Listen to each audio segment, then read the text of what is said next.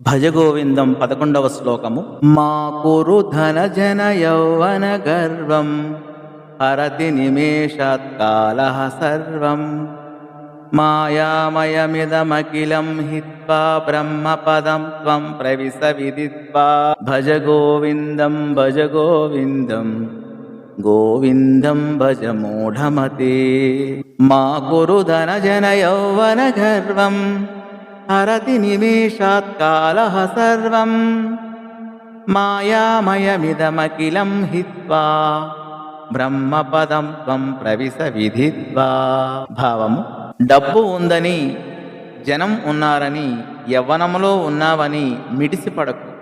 సమస్తాన్ని కాలం క్షణంలో తుడిచిపెడుతుంది. ఇదంతా మాయా ప్రపంచమని తెలుసుకో. మాయను మరిచిపో, పరమేశ్వరుని గ్రహించి తరించిపో. గోవిందుని భజించు, గోవిందుని కీర్తించు.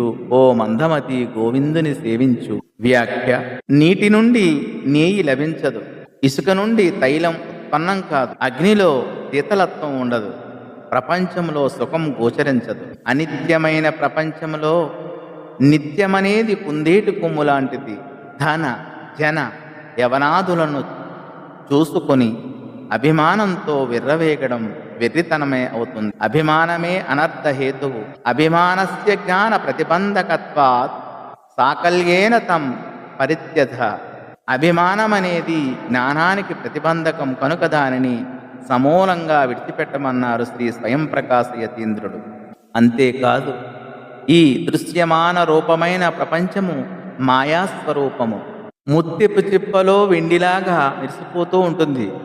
ఈ సత్యాన్ని గ్రహించి ప్రపంచాన్ని మనస్సు నుండి దూరం చేయాలి. నిత్యమైన బ్రహ్మపదం వైపు నడక సాగించాలి. ఇంతకీ మాయ ఏమిటి? మాయ అనేది ఒకటి ప్రత్యేకంగా ఉందా?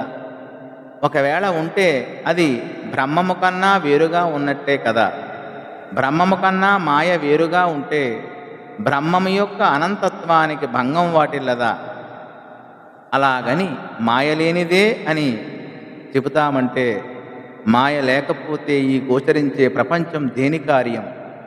కనుక అనుభవానికి అందుతున్న మాయను నిరాకరించలేము. అలాగని అఖండమైన బ్రహ్మమునకు అన్యంగా మాయ ఉన్నట్టు నిర్ణయించనోలేము. మాయ బ్రహ్మమును ఆశ్రయించుకొని బ్రహ్మము కన్నా వేరు కాకుండా ఉంది. అజ్ఞాన దశలో మాయ అస్తిత్వం తెలుస్తూ ఉన్నా జ్ఞానం ప్రాప్తించగానే మాయ అదృశ్యమవుతుంది.